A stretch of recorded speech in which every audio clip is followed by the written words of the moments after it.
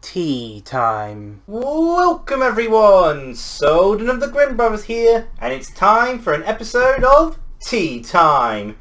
And this will be a bit of an interesting episode of Tea Time because, well, I'm not alone for it. Unlike the rest of your life, yes. Thanks for bringing up. And it's not just Rafi here berating me as per usual, because we have a guest for this Tea Time. Hello! I imagine that was supposed to be where I jump in. Hi! Yes!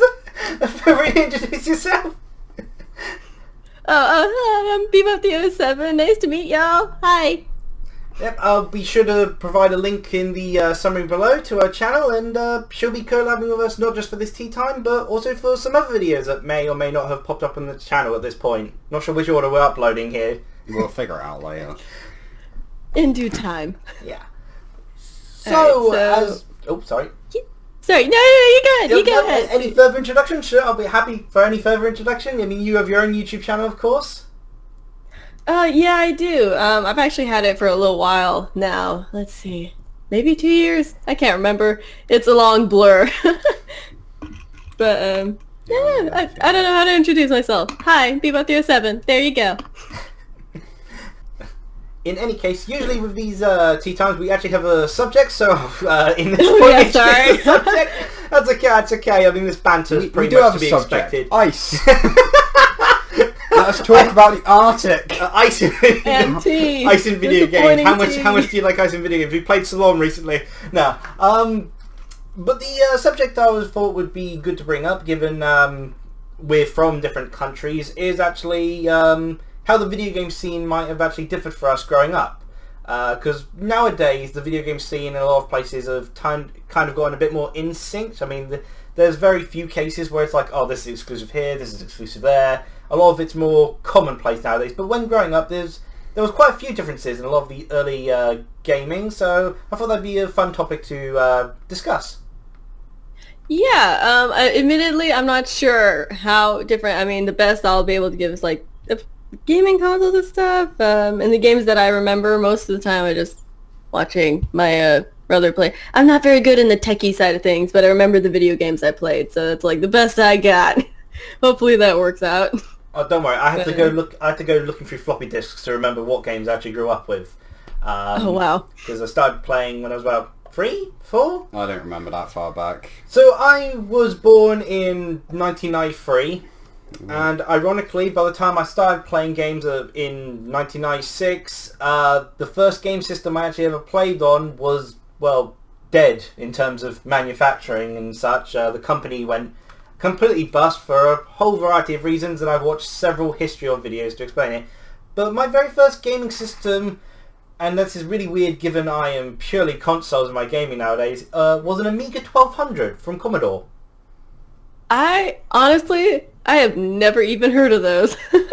I have never heard of those. The first time I heard of it was when you mentioned them in the messaging, like while we were messaging. I have never heard of those. Well, this is a good start. Have you ever heard of the C64? Actually, that sounds a little more familiar. Again, I'm not the best with tech. I'm trying to research it more, but gosh, that does sound familiar. Commodore? Commodore? Yeah. That does sound familiar. I've never played them, interacted with them, or really seen or heard of the Amiga, you said? Yeah, the Amiga. Amiga. Okay. Yeah. I guess small history. Commodore was an American company. Can't remember who the original founder was, but eventually it was taken over by Jack Tramiel was in charge of it, and he was the original founder of it. He later got ousted, and he became the head of Atari.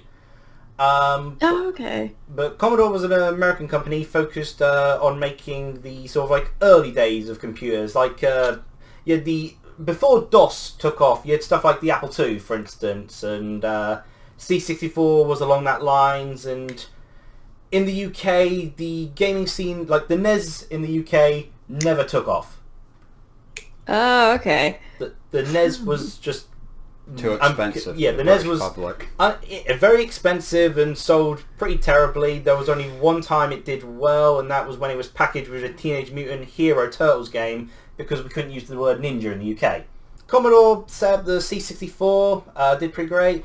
But Commodore eventually ousted their boss, Jack Tramiel, because of they were very much against his what's the term, nepotism, when he wanted to put his son in charge of the company.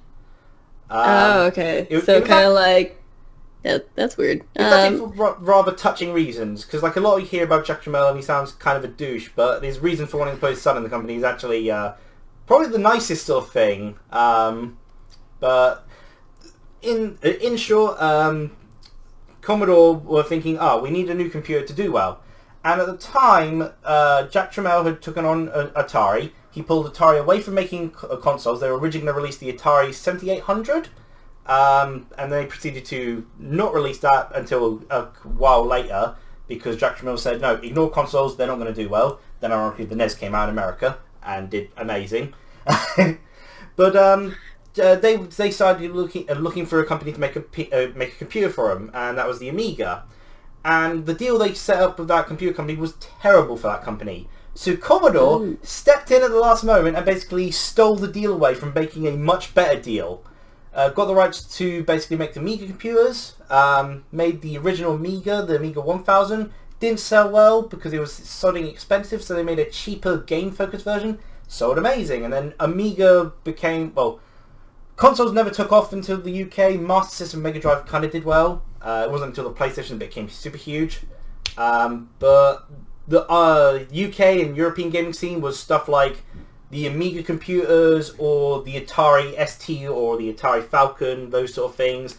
And we didn't really have DOS, as the mainline computers, like the Windows computers until like after the 1990s sort of thing.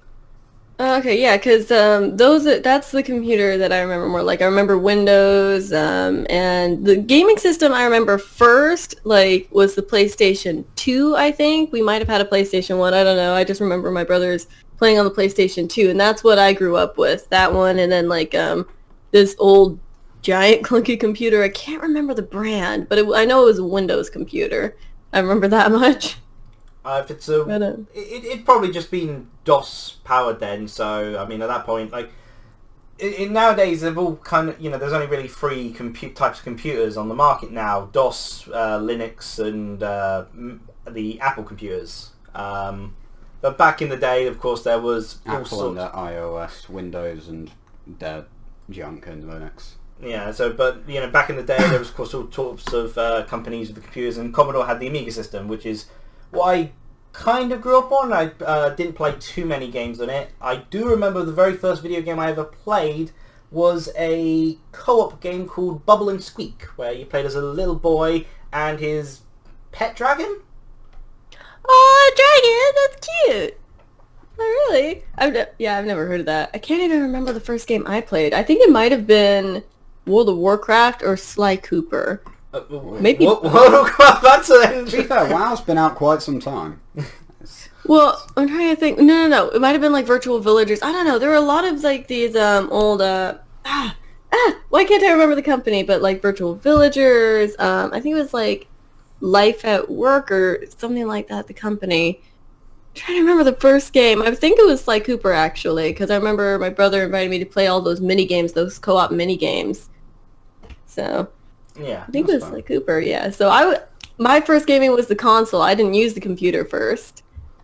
Which is interesting, given that you mostly use the computer for your gaming nowadays, and I almost entirely use the consoles. Same with me. Nowadays. I never touched a PC. 'Cause we didn't have a house. For ages. Well, we had the Amiga 1200, and then the other thing we had I think it was a Windows 94 and 95 computer, and we had that until we got the internet in 2008. Yeah, something. So we used that Windows. No, I think it was Windows 98. I think we used that 1995 or 1998 sort of computer until about 2008. Okay, let's see. I think I don't know.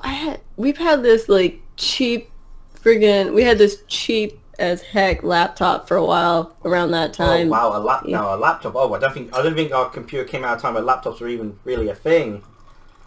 I don't know. Oh, I'm probably getting it confused because that whole area, my childhood's a big old muddle and I keep getting the time confused. When was this? Oh, wait, I thought that was 3 years earlier. Okay. Let's see. I don't can know. relate to that. I have no idea what time anything happened. Like, I have vague memories of games happening, but I don't know when they happened. I do get muddled up as to when I actually got my when I first played Pokemon. I keep thinking, oh, I did that in 1997, and I think, wait, Pokemon didn't come out in the UK in 1997. I'd be very impressed if I... I mean, actually, yeah, no, I can relate to that. I have never really played a Pokemon game. That's one thing I've never done. I've never really played Pokemon. I know! Every time I tell people that, they give me this almost scathing look like I'm so disappointed in you, B.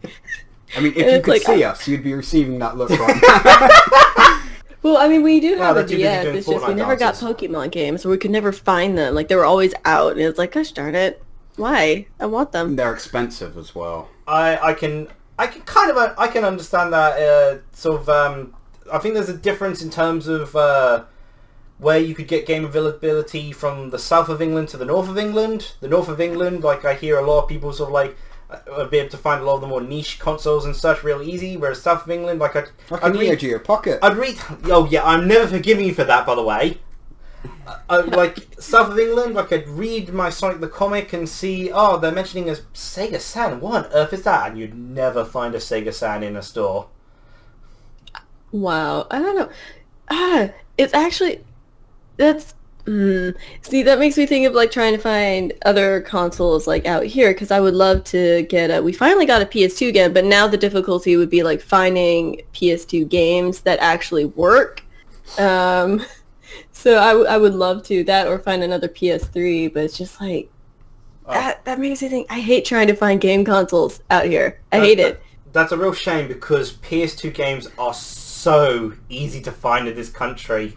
Like I was surprised to find that almost like half the PS2 library was actually multi-platform because they'd release games on like the GameCube and Xbox as well, like Digimon Rumble Arena 2.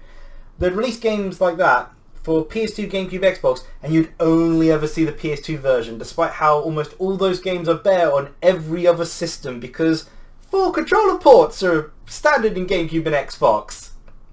Oh my gosh. I'm actually really envious, gosh darn it, because I want my games back. Yeah, the Xbox has 4 controller ports. Yeah. Man, we don't have an Xbox either. That was more of my brother's thing, because, again, I grew up on the PS2, and then, have you ever had a PSP? PSP was fantastic. Although I did find out the hard way, the PSP doesn't turn off when you turn off power. Because you slip the power off and it's still on. You know, it's just like a sleep mode sort of thing. So I took out Disgaea and put in the Tales of game. Like, why is Disgaea popping up on screen still? I don't know, man. I mean, PSP was so weird. It was a lot of fun. I do remember, like, because we had, the games were fun. I think we actually had, I think that's when we first started playing the Ratchet and Clank games. I think they had it on PSP. You mentioned it again. I'm sorry. Raph, take the wheel. I mean, starting off on the PSP Ratchet and Clank game is fine, because you started with, like, the worst one. So, you've only got up to go. Well, I mean, we do have the originals. Let's see. Is that the worst one? Is that the worst one? The one on PSP? Probably not the worst one, but it's definitely not high up on my list. I was about to say, you've got the 2016 one and Quest for Booty to consider. I mean, okay, to be fair, Quest for Booty's good, but it's clearly a filler gap. Like, yeah, we should have made this as DLC. In like an hour. I mean, they did mention it was just filler for the next game. I'd say probably the one that disappointed me the most was the one on PS4. 2016. But I'm not... I mean, I've already ranted to you about it. I've ranted about it when I played it. Yeah, I've ranted about it. My game started off with Bubble and Squeak on the Amiga 1200. There are a few other games, but it turns out we've got a pretty big Amiga 1200 collection. But as I asked my brother, it's like, wait, we're Turrican free? We're Alien Breed? We had more combat and body blows and all that, and it's like, yeah, but we only ever played Fury of the Furries and Quack, so it's like, okay, that makes sense. I love Fury of the Furries. It's, I think it's otherwise known as, in some places, as Pack in Time, because Namco Bandai made like a Pac-Man skin of it, but Fury of the Furries was an absolutely amazing Amiga game. Oh, really? So, my voice just went out. No! Tea! Wait, I need tea. No, I'm kidding, but, it just randomly gave out. Sorry, but you mentioned Pac-Man. Have you ever played, like, any of the, like, PS2? Well, I don't know if you guys ever had a PS2. Have you ever heard of the Pac-Man games? The, like, PS2 Pac-Man games? I've played Pac-World demos several times on the original PlayStation, because they had the demo for the first Pac-World game. That was fantastic. Never found the actual original Pac-World games. Does playing Pac-Man on the Google screen count? I've done that. Sure. You mean sure, like that the three counts. platformer ones they had on the PlayStation and then PlayStation 2? Yeah, because I just remember them recently. Like, we didn't play them as often, yet we had like 2 or 3 of them. But like, I just suddenly a really creepy level just popped in my brain. I can't remember which game it's from, but like you're in the trees and you're jumping on these webs and everything's dark around you, and it's just really eerie. Pac-World 2. Pac-World 2? Yeah, Okay, see. Majorad did a trilogy videos on it, so I think that was Pac-Man World 2, that the tree level was with the webs. I mean, I actually loved that level, but it was eerie. I don't know why. As a kid, it creeped me out. I was like, oh my gosh, it's too many webs, too many spiders. Ugh. I don't think there were even spiders. Were there spiders or just webs? I can't remember. I've never played the game myself. I've played Pac-World's demo because we had a demo disc on the PlayStation. Haven't played any of the full-on Pac-World games, but Pac-World 1's demo was very fun. I mean, honestly, I mean, like, I played Pac-Man a little bit. That was one of the few games that I played by myself, and yet it's one of the few games that I have very little memory of. And that memory just popped up recently. It's like, oh yeah, I played that. I don't remember anything else about it. Well, I've got similar memories of Trolls on the Amiga, because I remember playing the opening level, and I was like, how do I open the door? And I never opened the door. Just decided, nah, I'm not going to open the door. Not today, not ever. It can stay closed. I don't need it. It's fine. Amiga 1200 basically became a Fury of the Furries machine, and then after that, I'm not sure if it was the Game Boy next. I didn't get my Game Boy Color until I got Pokemon Red, and that was in 1998 or 1999. Well, I know my first system was the N64. Yeah, we're talking quite a while back. Because I remember when Kiris, our oldest brother, when he got the SNES for his birthday, I remember that being open, playing Super Mario World with him, and we all huddled around playing Super Mario World. I remember then also spilling milk on one of the controllers almost immediately. I was 4, wow. so, you know. And of course, with the SNES, the other game we got for it initially was Kirby's Fun Pack, aka the best game ever made. Kirby! Oh, cool! I mean, like, we have a Kirby game on our DS. I can't remember what one it is. Of course I don't have a DS Mouse with Attack. me. Superstar But, Ultra, Mass Attack, Maybe. It might be. I don't know. Canvas Curse. Yeah, I think it might be Mass Attack, where he, like, splits into a bunch of little Kirby's. Oh no, that's Mass Attack. Yeah. Well, it's Mass- Yeah. that's what you said. Oh, if I you think said we have Mouse that Attack, one. I know one of the countries calls it Kirby Mouse Attack. Which Yeah, is, I had said Mouse Attack. Mouse You Attack? said Mouse Attack. Aww, that's cute, though. Little mouse, but he's not a mouse, so it's wrong. yeah, Kirby Mass Attack. Yeah, really enjoyable game. A lot of people underrate it. It's got, I think, the best love towards the overall Kirby series because the amount of content they pack into the side games, and unfortunately they made some of the anime-only characters canon. They did. I'm a fan of that. Unfortunately, I have to deal with Go-Go Heaven in Kirby games as well. Yep. Oh, well, I've never seen the anime, so I had no idea what characters. I remember the mini games, but gosh, because I remember there was like this note one where you had to hit all the notes. God, it's been so long since I played anything on the DS. I mostly remember the shoom up section, the shoom up minigame and the turn-based RPG minigame they had on it. There was also a pinball one I played quite a bit as well. I do remember the shoot 'em up minigame for Kirby. I do remember that one. I think that might have been my favorite one, but I would get very frustrated easy if I missed things. Like if I started missing, I'd just be like, fine, I quit, and then I'd go back to it later because it was so much fun. But Shoot 'em up in Kirby games, it's Hal's tradition. Hal loves shoot 'em ups and then proceeded to only never make a shoot 'em up and just shove them into every game they try to make. There's always a shoot 'em up section in all their games, but never a full-on shoot 'em up.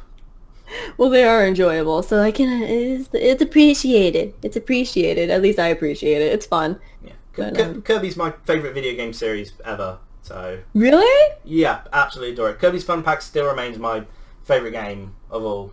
Even compared to the remake on the DS, the SNES is just a better system to really play it on.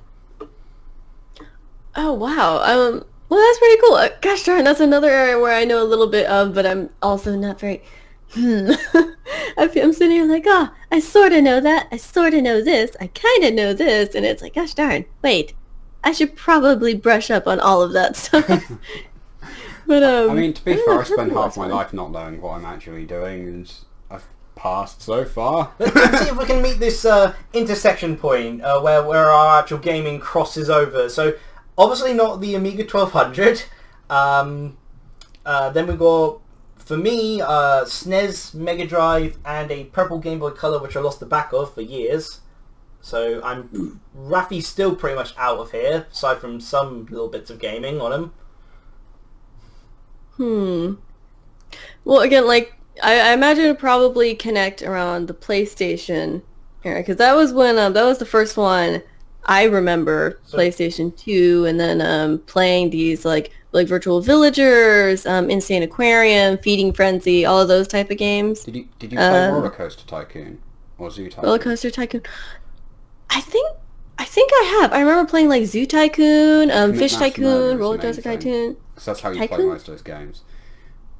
I think if you've played if you've played the Theme Park one, then you've already actually played one of the Amiga classics, as it were, because that was made by Bullfrog, who later on the head of it would leave, set up a new studio called Lionhead, and then the Fable series was born on the Xbox systems. Oh, that sounds familiar too. The thing is, though, we didn't play a lot of Xbox. Like, the series I remember most is this one called Blue Dragon, I think. Oh, Blue Dragon, yeah, I got that. Those were weird games. By the original creator of Final Fantasy. Yeah, they were weird games. It might take me a bit to remember it, but, like, we actually got pretty far. We got far enough into we got to the second disc. Oh.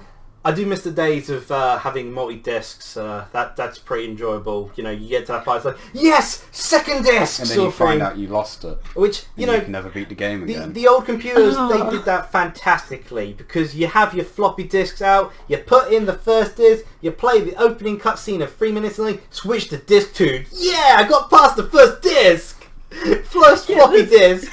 It's a very nice feeling, because I remember when we got to second disc, my sister and I, because we were playing this together, and we just looked at each other like, we did it. We succeeded at life. This is great. This is seems how like we a good live. point to end. Pretty much. We got to the second disc. Yep, well, that's it. Game's over. See ya. Pretty much, because we haven't played it, like, since then. Partially because I don't think we have an Xbox anymore.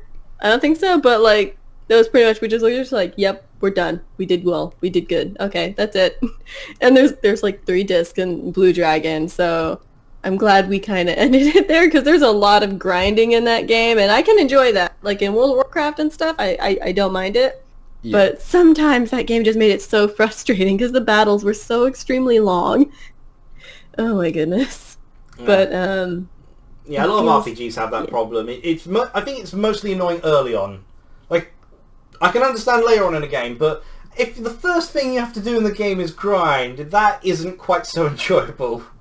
I remember playing through the Sega Mega Collection, I was playing the original Phantasy Star, and that starts off with you basically needing to grind because you have no second Pi member, and not much healing items, so it's like, you need to grind to survive.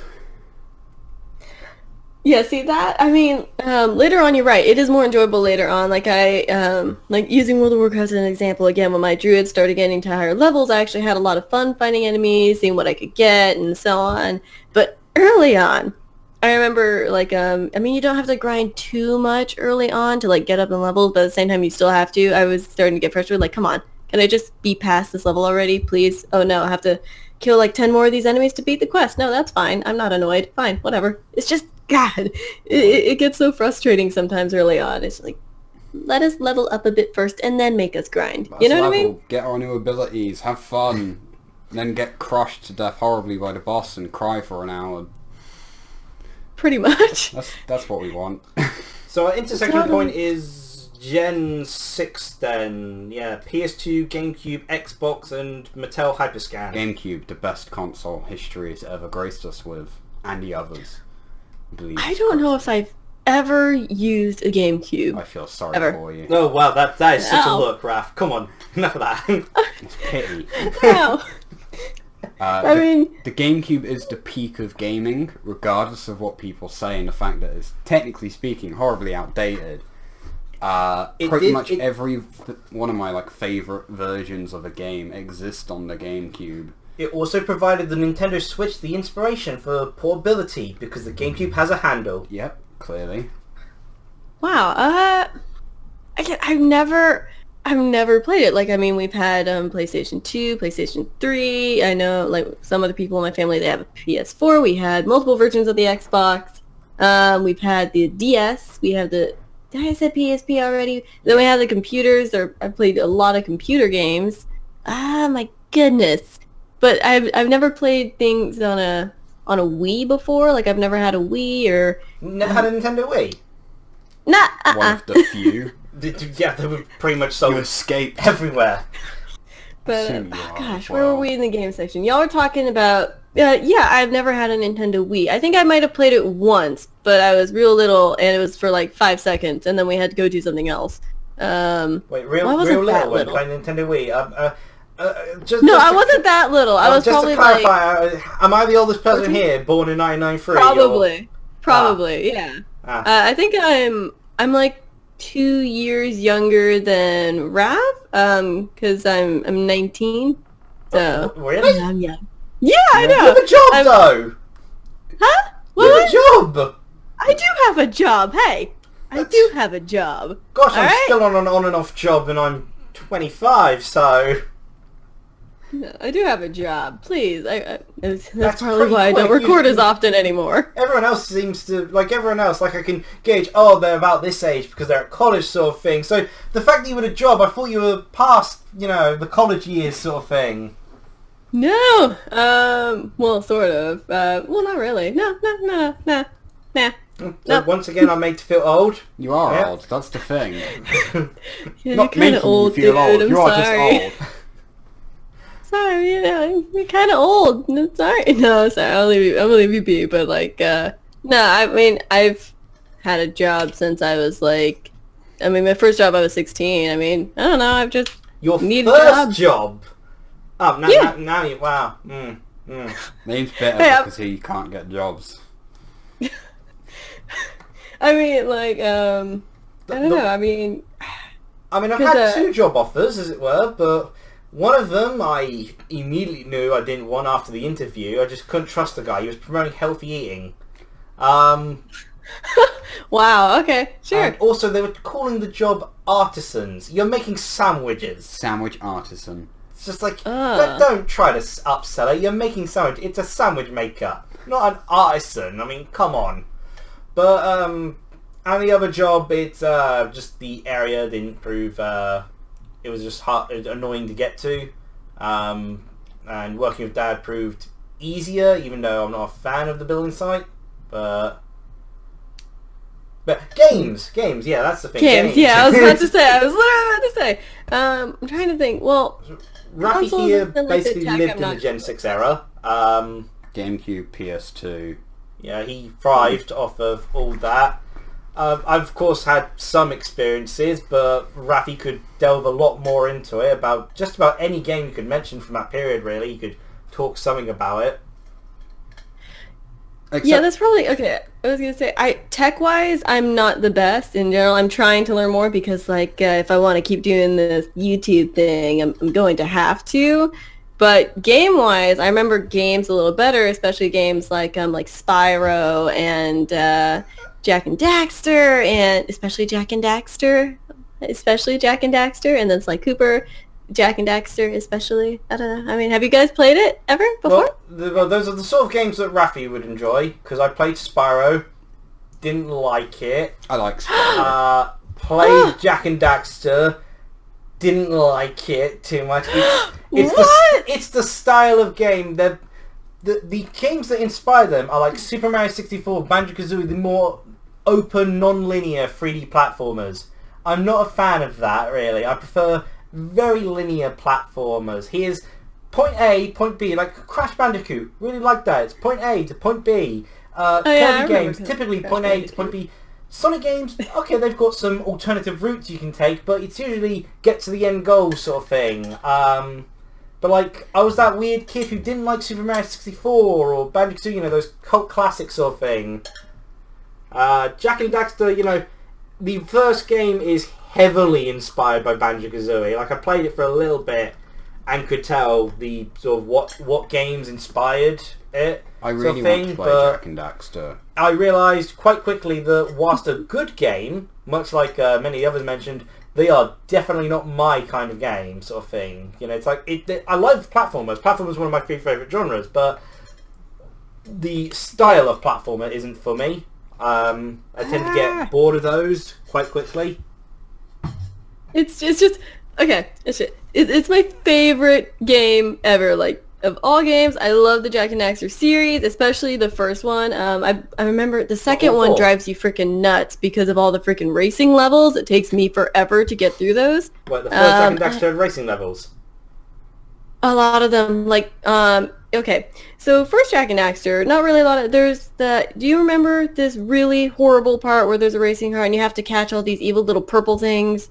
Was that one? The parts I remember was that first Dark Island sort of thing, you know, the opening sort of event sort of thing, and I don't think I got to anywhere past the first sort of, you know, I think around, because I was playing a friend's copy.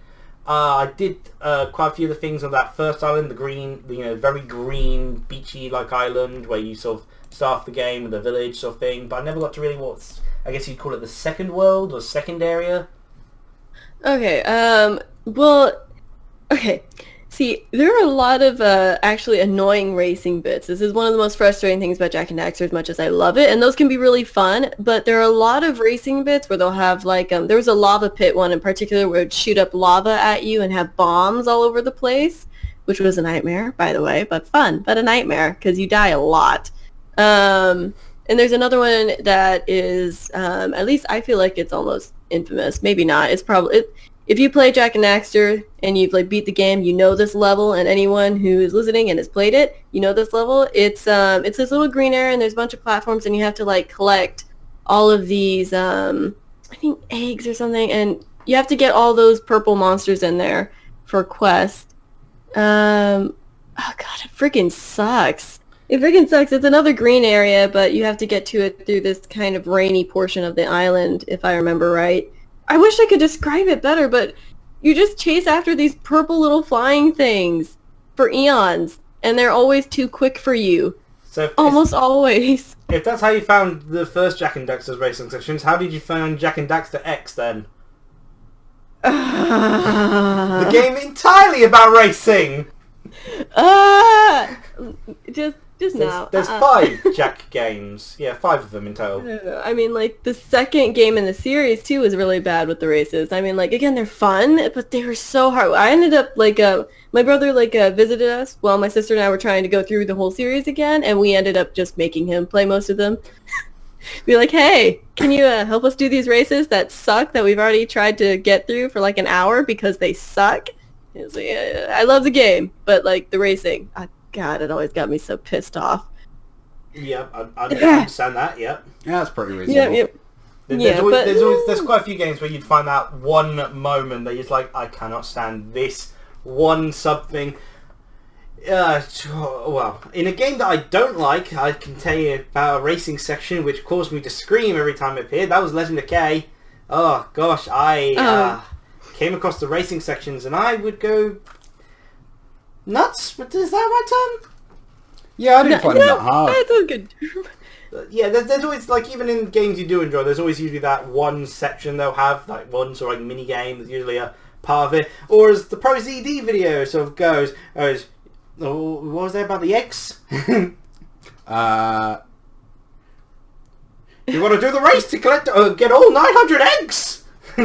Oh gosh, no, I hate stuff like that. It's like, really? You're gonna make me get every single one of these on this crazy race? But I don't need all the eggs, right? No, it's fine. If you don't want the secret ending. Exactly. Gosh, and then you're just like, I remember like we completed the first game and I think we had 99.9%, and we were so annoyed. We were missing like one egg. Yeah. One egg in the entire freaking game we were missing, and we were 99.9%. I hate that so much because then you have to go and scour through everything again. Well, that's the rare game influence. Those collectathons. You're just kind of like running around the same level for hours on end, and you just give up and stare blankly into the void, hoping, just praying something will reveal itself. I've done that. Yeah, that happened a lot. We just sat there and we just, at some point, just kept going the same areas like, hey, are you out there, egg? You out there, last little thing? Yeah, so come to us. So there's then Jak and Daxter 2, Jak and Daxter X, the racing one, the Daxter game on PSP, which is like Jak and Daxter 1.5, and then there's Jak and Daxter 3, I believe. Yes, I don't remember the in-between ones as much, although I do remember the Daxter one. That was one of the big ones we played on PSP, and it was so ridiculous. I think the whole point was just trying to, like, get him, like, in the end to, like, win him a pair of pants or something like that. Oh, no. It was kind of funny. I didn't know the plot of that. It's, the star of Jak and Daxter 2, they get captured, and then Jak is, like, tortured, and they said 2 years later of, like, Jak being tortured. And it's like Daxter's game is about him finding Jak, and the opening for Jak and Daxter 2 and the ending of Daxter is actually one-to-one the exact same, because it is Daxter freeing Jak, and Jak goes, Dark Jak? Ooh, oh yes, I remember Dark Jak. It's a lot of fun playing as Dark Jak and all the purple lightning and everything. It's a lot of fun. But they're looking back on it, that just comes across very... Shadow the Hedgehog-esque Owl the Edge sort of thing. Like, Dark Jak! A little bit. Oh, wow, the edge. I can feel the edge. I cut myself on the edge. Oh, goodness. Yeah, actually, honestly, yeah. I know that when people, because in the first game, I don't think Jak talked at all. No, and in the second game, he started talking. I know people started getting upset about that. Like, yeah, it was a lot better when you didn't talk, Jak, so maybe shut it. You know what I mean? It's just... I don't know. Yeah, that was Jak's first ever lines was him saying he's going to kill someone. Because he never talked in Jak and Daxter. Jak and Daxter 2, Daxter's like, speak to me! And Jak's first line is, I'm going to kill him! A charming fella, really. It was a weird thing, because Naughty Dog was having... It was a big tonal shift, because it was representing Naughty Dog's transition of games.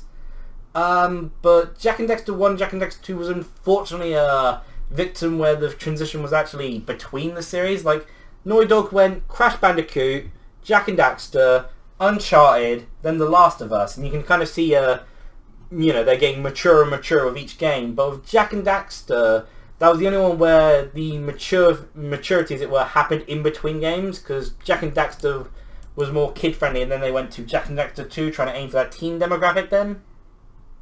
Yeah, I do remember there's definitely a tone switch. Maybe that's why I like the first one more, because it's simpler, not as complicated and all that jazz. Less guns as well and all that. I remember looking back on it and saying, from an outside perspective, because I never really played all of them, saying that I preferred how Ratchet and Clank and Sly Cooper were handled, because Jak and Daxter had this big tone shift between 1 and 2, and,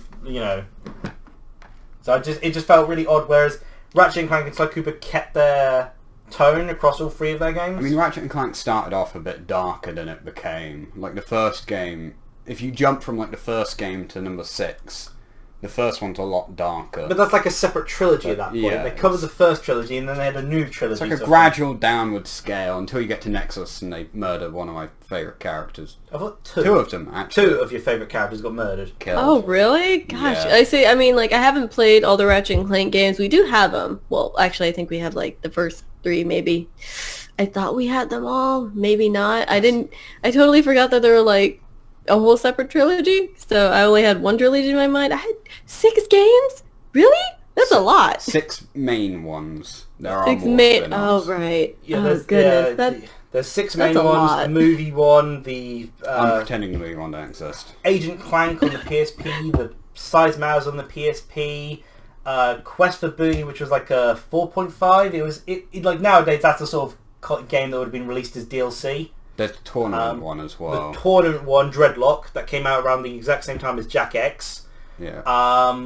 There's All for One, which is a sort of what's it? It's a 4-player tower defense styled game. Like kind of like Marvel Ultimate Alliance sort of thing. Oh, okay. Actually, that sounds kind of fun. It is a lot of fun, especially because you just get to play as Quark and run around and punch people. So I enjoyed that. I mean, it's always nice to run around and be able to punch people. I gotta say.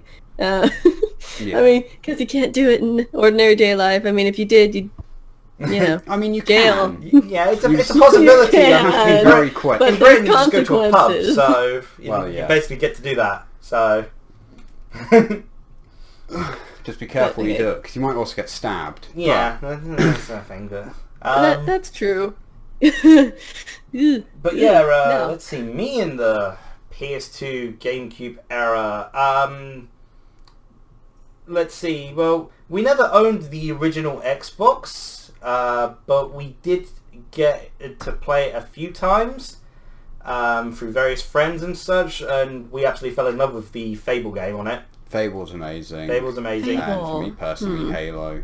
Halo was actually really good, but I never played that on the original Xbox. I played that through the Master Chief Collection. That's actually really good, although I'm terrible with FPS games.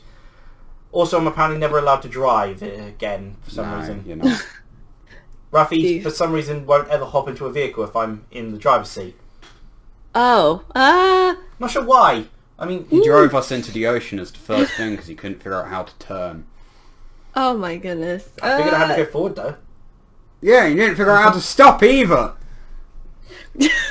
Yeah, I can kind of understand his concern there. I can understand why he might not want to. I mean, no offense. Really, it's the future. No offense, their vehicles should I be can able to go in the understand water that. as well. There should be ocean, navigable as well. Ocean-proofed? Yes. Let's turn my car ocean-proof. Because that's why I drive cars. The bottom of the sea. Yeah, well, I mean, there are some games like that, right? I don't. No, I can't. I'm sorry. Like, no, just don't. I mean, there are boat cars, aren't there? Like some cars that are like, but those are like expensive as heck, though. Inflatable tube rings or whatever. Like floaties just tied to it. I guess if you strapped enough floaties to a car, it would work. That's probably the biggest game in terms of my mind for the Gen 6 era. Paper Mario: The Thousand Year Door on the GameCube. My favourite of the games released for that sort of period. Well, look, we're talking Gen 6, so we count Dreamcast as well here. One more time? What? Counting what? Sorry, I got really excited. Gen 6, GameCube, PS2, Xbox. So we count Dreamcast here as well? I suppose so. I don't know. My family was like we didn't vary a lot console-wise. We just liked the PS2. We had the Xbox on occasion. Then we had a lot of computer games. Okay. So Sony consoles. So I don't know. Let's see here. PS2-wise. Let's see. I don't think we, aside from Ratchet and Clank, I don't think we played many of the Sony titles on it. The only Ape Escape I played was on the original PlayStation. I only played Medieval on the original PlayStation. That was around the time Final Fantasy started to die for me, so... Let's see here. I played a bit of one of the Dragon Quest games. Let's see. Again, this is more Rafi's sort of area. Yeah, I'm trying to think. Digimon Rumble Arena 2, we loved absolute bits on the PS2. Let's see. Would have been better on a console with 4 control ports though. Ratchet and Clank was definitely the main thing I played on the PS2. We have a big PS2 library, but I can't remember the games I specifically played on them. Yes. I mean, Kingdom Hearts. There was Kingdom Hearts and Kingdom Hearts 2. Pretty decent. Oh yeah. Gosh, I've actually never played Kingdom Hearts either, which I remember telling like some of the people that I hang out with, and they just looked at me like, "You what? You what?" I mean, not only have you not played, like, have you? Gosh, you're so disappointing, B. And it's just like, hey, I'm sorry, but we never had it. I think it's understandable. I mean, to truly enjoy Kingdom Hearts, you have to either be a big fan of either Final Fantasy or Disney. Or just be like me and like flying spaceships. That's why I played the game. The part which almost everyone else hates in the Kingdom Hearts games. Inherently, they are wrong. But like, if someone tries to tell, oh, don't worry, the story of Kingdom Hearts is simple. I'll try to explain to you. Run, because they don't know what they're talking about. The Kingdom Hearts story makes no sense. Okay, you know what? How about we change the subject? So we've been talking about console games. How about like computer games around that time? Because let's see, the games I remember most are like Virtual Villagers. Have you guys ever played any Virtual Villager games? Let's see. I can sum up all the PC games very quickly that I've played. You know, PC. Not talking about Amiga here, because back then PC meant every computer. You know, Mac, Linux, Amiga, all that. It was all of them back then. But of course, DOS became so popular, particularly in America, that it became. Then it's like when people call Pepsi Coke. But you know, PCs isn't what Windows DOS is called. They're actually called DOS, but they're called PC because the name caught on. Figured. Okay, well, like what games? Let's or see, just games I played. I can sum up quickly as there was when I was younger. There was this educational game called Abidoo. I think I managed to get Rayman slightly working on it, but I don't think I had installed it properly. There was this one game I got in like a cereal box, a Bionicle game. Turn-based I remember RPG. that. I also remember an Action Man game. I never played it, but we did have that. I think Action Man overseas is like G.I. Joe. It was like probably. The only PC I played a little bit of World of Warcraft. Oh, that was funny. World of Warcraft, we can get onto that later, but the only PC game that I've played extensively and enjoyed was when I was at school was Asteroids. Asteroids. Oh, I think I remember that. Really old game. Gosh, it's like a little vector triangle and you got rocks coming towards you and shoot them. Yeah. Okay, yeah. I know that game. I played that. Actually, that was one of the ones I enjoyed too, like one of those type of games. There's that one. It makes me think of games like Snake. And then very simple old school. I think they were like made back in the 980. Yeah, they're fun though. Asteroids is actually a lot of fun. Although I do get frustrated with it real fast. I'll be like, no, stupid rock, no, gosh darn it, because they'll start getting too many at once, and then you start getting annoyed, which makes your gameplay worse, and then you're just like, well, that's great. And the only other PC game I've played, because that's literally where it starts to end there, then it's everything on consoles, even games that also were on PC, played on consoles instead. The only other PC game I played was when we got the internet, my friend encouraged me to get World of Warcraft. Yeah, see, that one I do have a history with, because that was one of the first like online games I played too. It might have actually been the first one that I played online. It was my first online game as well. Like when it first started, I remember like my dad and my brothers played it, and then my dad let me and my sister have a character on his account. And I still remember that character. I've never been able to finish the freaking druid, because every time we would end up losing World of Warcraft again, I would have to start over because I would forget my previous account. I better remember it this time. I'm gonna be so annoyed because I got my druid up so high up. World of Warcraft is a lot of fun. I still remember the Capture the Flag games, especially, were a lot of fun for me. Warsong Gulch. So I mean, with us, World of Warcraft, of course, Liam got it to play with his friend, and was the only person in the family that didn't continue playing it. We originally all shared an account, and then eventually we all managed to get our own accounts because we had our own computers and stuff. But yeah, that was also like my first like online game, my first like proper PC game. Before then I played like Zoo Tycoon, Roller Coaster Tycoon, bits like that every now and again at our grandparents', but not like properly. But well, yeah, I've sunk a couple 100 hours into that, probably more. And a few collector's editions in your there. Every single one except Burning Crusade and Vanilla. And of course, back when it was called Warcraft. Yeah, I've downloaded one of the I've got Warcraft 3 downloaded because it's free. I think you can download it for free off their website. And then like I think you can level up your characters now to like level 20, but then you have to like if you want to level them above that, that's when you have to pay. Yeah, you can level a character to level 20 for free, and they've also made it so you only have to pay for like the latest expansion to be able to use all the other expansions, which is really nice because otherwise it's expensive as hell. Yeah, that's actually really cool. I didn't know about that. Gosh, I want to play again. It was so much fun. It's been a while. As the meme goes, Vanilla WoW was best WoW. Shut up. Everyone knows Wrath of the Lich King to Cataclysm is best. But no, like is it basically just any WoW that isn't the newest WoW is generally considered the better one? Actually, to be fair, whatever this expansion's called, I've completely forgotten. Battle for Azeroth. So I'm having a lot of fun with it. They've done a really good job on the zones. Classes feel fun. And the morally grey element of it. Yeah, the story's interesting. Very morally and very grey. And they've got like... I mean, I really want to get back into like the PvP for like Captured Flag and all that. Because I haven't for ages. And the other day I like looked at the list of battlegrounds they have. And I remembered Warsong Gulch, which was the Captured Flag. Arifi Basin, which is King of the Hill effectively. And Artorak Valley, which is like a 40-player versus 40-player massive map. That back when WoW originally came out, it could last like days in that battleground. Oh, like, whoa! People, really? Like, I don't think I've ever done and that. log back in, and the fight was still going on.